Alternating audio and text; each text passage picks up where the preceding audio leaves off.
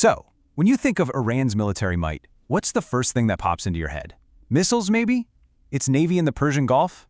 Well, what if I told you their most dangerous weapon is actually something much smaller, something they're building all over the world?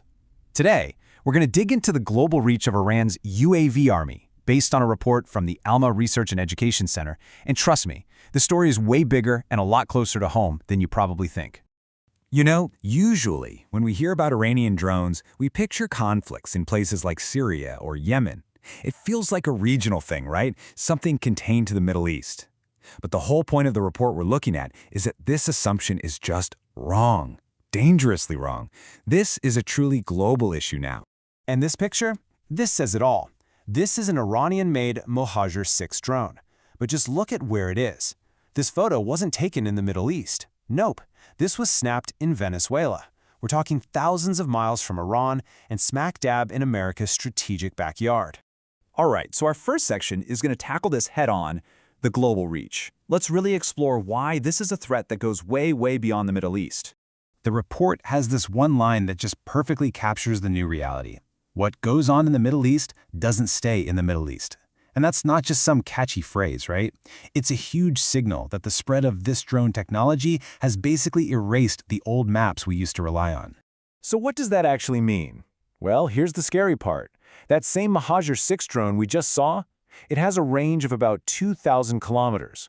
The report points out that from its base in Venezuela, well, you do the math. That puts the entire state of Florida easily within its potential reach.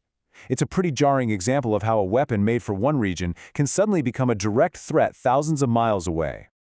Okay, so we've got the global reach down. Now let's crack open the hood and see what this UAV army is actually all about. See, the key thing to understand is this isn't just about drones that Iran itself owns. It's a massive, sprawling network. Iran gives these weapons to its proxies, groups like Hezbollah, the Houthis, and all sorts of Shiite militias. And in doing so, they've created this decentralized, but still coordinated fighting force. And if you want to get a sense of the sheer scale here, get this. The report estimates that just one of Iran's proxies, Hezbollah, has an arsenal of around 2,000 UAVs. And that's just one group out of many in this network. And we're not talking about simple hobby drones either. This network uses a whole toolkit of capabilities. You've got your spy drones acting as eyes in the sky. You've got drones that are basically flying missile platforms. And then you have the one-way suicide drones, which are designed to just slam into a target. They can even act like little delivery trucks, dropping off explosives for troops on the ground. A force this big and this advanced, well, it doesn't just pop up out of nowhere, right? So how did they build it? To get that, we've got to go back to the beginning, which started from a pretty simple need. It all started way back in the 80s, during the Iran-Iraq War. They just needed simple observation drones for the battlefield. By 87, they were already starting to add basic combat functions. But the real leap forward, the game changer, that came in 2011. And this was the moment everything changed. In 2011, Iran managed to capture an advanced American stealth drone, the RQ-170 Sentinel, pretty much in one piece. You can see the American original on top. And on the bottom, that's the Iranian copy. This one event was like getting the answers to the test. It allowed them to reverse engineer some incredibly advanced tech, and it just supercharged their entire program overnight. Okay, so that explains the tech jump. But how in the world are they building thousands of these things while supposedly under heavy international sanctions? Well, the story of their supply chain is kind of brilliant and really, really alarming. Right, you'd think heavy sanctions would stop this cold. But the report points out a huge flaw in that strategy. The secret to their whole operation? The internet. Because many of the key parts aren't specialized military hardware at all, they're standard off-the-shelf components that anyone can buy online. And this quote from the report is just wild. A crucial component, the engine for several of their UAV models, can be bought on a commercial site like Alibaba for $500. I mean, how do you even begin to police that?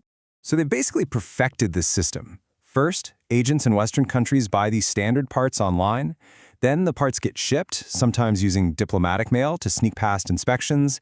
And finally, the drones themselves are designed to be put together like a kit by people with little or no special training. It's a system that's simple, resilient, and almost impossible to shut down. So we've covered the reach, the size, and how they're built. But what's the actual impact on the ground? What does this UAV army really do? And why does the report seem to think this is a problem that might not have an easy fix? While the fallout is huge and it's destabilizing countries all over the place, from military bases to civilian infrastructure, Iran and its proxies are using these drones with scary frequency to hit a huge range of targets, as you're about to see. Just take a look at this quick rundown from 2021 alone. You've got an attack on a U.S. military base in Syria, an assassination attempt on Iraq's prime minister, strikes on commercial shipping, and even an attack on a civilian airport in Saudi Arabia that damaged a passenger plane. So yeah, this isn't a theoretical threat. It's active, it's real, and it's incredibly diverse. And look, it's not just independent researchers raising the alarm. The U.S. Treasury Department itself is on the record, officially calling this drone program a direct threat to international stability. All of this brings us to the report's really stark conclusion. Because the components are everywhere, and because the network is so spread out, the assessment is that you can't actually stop this program. The best you can hope for is to disrupt it, to constantly interfere with it, to try and slow it down. And that's really the question we're left with, isn't it?